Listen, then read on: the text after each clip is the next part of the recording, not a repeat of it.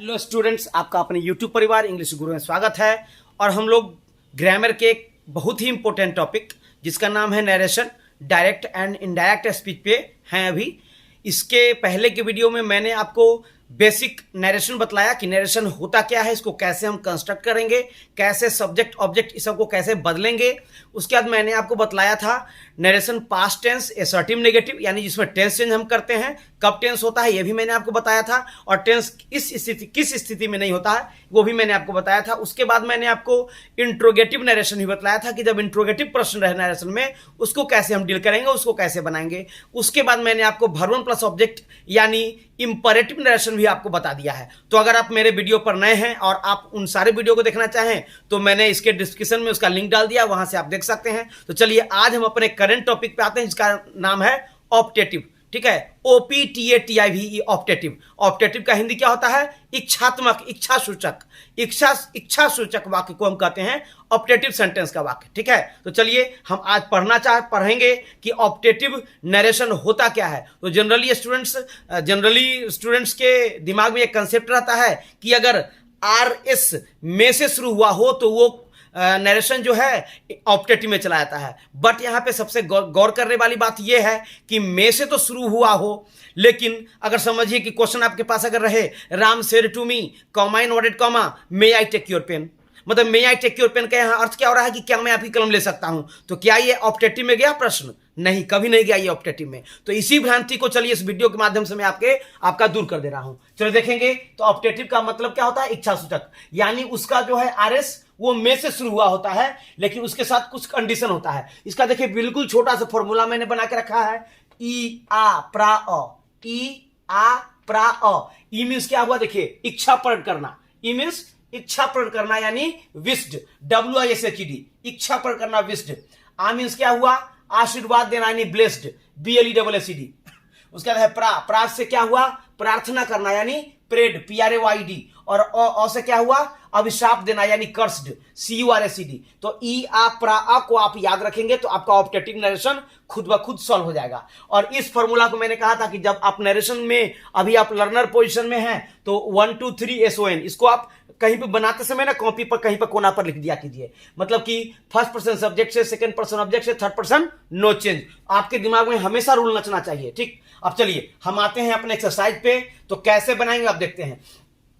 He said to me, may you become a doctor। अब इसका अर्थ क्या है यहाँ पे कि भगवान करे तुम एक डॉक्टर बनो, है ना। He said to me, may you become a doctor, मतलब उसने इच्छा पर किया कि भगवान करे तुम एक डॉक्टर बन जाओ। तो यहाँ पर क्या हम करेंगे, कैसे बनाएंगे? He said to के यहाँ पर क्या करेंगे? He wished me। अब कॉमा इनवर्टेड को स्थान पर क्या करेंगे? दैट करेंगे। ठीक है, he wished me that।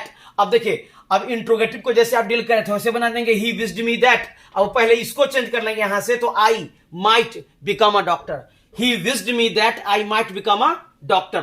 अब सेकंड क्वेश्चन पे आते हैं। Ram said to her, may you fail in the examination। अब देखिए may you fail in the examination का अर्थ क्या है? देखिए मे से शुरू हुआ है क्वेश्चन, इधर का अर्थ अगर आपको ऑप्टेटिव में जा रहा है तभी, इच्छा सूचक वाक्य में जा रहा है तभी आपका ये हम बनाएंगे ऑप्टेटिव के रूल पर, अदरवाइज ये चला जाएगा इंट्रोगेटिव नरेशन के रूल पे।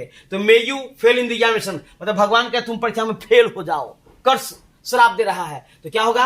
Ram cursed her, CURSED, Ram cursed her that. अब यू बोलेगा हर तो she might fail in the examination. Ram cursed her that she might में बदल के might fail in the examination. अब नेक्स्ट क्वेश्चन पे आते हैं। Mohan said to his son, may you live long, मतलब मे यू लिव लॉन्ग मतलब कि तुम काफी लंबे तक तुम दीर्घजीवी हो, है ना, तुम काफी दिनों तक जियो। तो इसका मतलब क्या हुआ कि वो अपने पुत्र को क्या कर रहा है? आशीर्वाद दे रहा है। तो सेड टू की जगह पर क्या करेंगे? Mohan blessed his son that. अब यू बोलेगा ही सन से तो क्या हो जाएगा? He, that he might live long.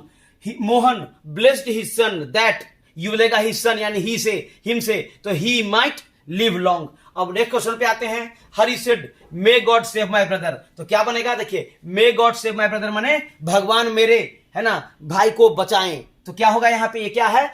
आपको ये भगवान से प्रार्थना किया जा रहा है यहाँ पे। तो क्या करेंगे? Hari prayed that God might save his brother. Hari prayed that God might save his brother. लेकिन अगर आपके पास क्वेश्चन रहता, देखेंगे, ध्यान से देखेंगे, he said to her, comma inverted comma, may I take your pen. अब देखिए इंट्रोगेटिव साइन इनवर्टेड कॉमा बंद, यहां पर क्या है, एक्सक्लामेशन मार्क्स है, और तब ऑब्जेक्टिव का क्या होता है चिन्ह, एक्सक्लामेशन मार्क्स। अब देखिए विस्मयादि बोधक चिन्ह जिसको कहते हैं, he said to her may I take your pen. देखिए यहां भी तो मे से शुरू है, यहां भी तो मे से शुरू है, लेकिन इसका मीनिंग क्या रहा है, मे आई टेक योर पेन, क्या मैं आपकी कलम ले सकता हूं? तो क्या इच्छा सूचक में गया? ये नहीं गया। ये किस में गया थी? इंट्रोगेटिव में। तो कैसे बनाएंगे? ही आस्क्ड हर, क्योंकि क्वेश्चन पूछ रहा है, ही आस्क्ड हर इफ, है ना। अब आई बदलेगा ही से, तो he might take her pen, if he might take her pen. तो स्टूडेंट्स हमेशा आप ये ध्यान रखेंगे कि अगर आरवी पास्ट टेंस में हो, ये आरवी है आपका, है ना, ये आरवी है और ये आरएस है, तो आप लोग जान ही रहे हैं। देखिए अगर आरवी आपका पास्ट टेंस में हो और आपका आरएस में से शुरू हुआ हो, जिसका अर्थ इच्छा प्रकट करना, आशीर्वाद देना, प्रार्थना करना, अभिशाप देना इत्यादि इच्छा सूचक हो, तो हम मानेंगे कि प्रश्न ऑप्टेटिव में है। अदरवाइज अगर ये सब चीज का बोध न हो रहा हो तो मानेंगे कि प्रश्न किसका है, इंट्रोगेटिव का है, और इंट्रोगेटिव के रूल से ही इसको हम डील करेंगे। तो स्टूडेंट्स मुझे पूर्ण विश्वास है कि आपको इंट्रोगेटिव नरेशन और ऑप्टेटिव दोनों के बीच में अंतर समझ में आ गया होगा। अगर आपको समझ में नहीं आया होगा, कुछ अगर समस्या हुई होगी, तो कमेंट बॉक्स में जरूर लिखें। वीडियो आपको कैसा लगा ये भी जरूर लिखें। आज के लिए इतना ही, धन्यवाद।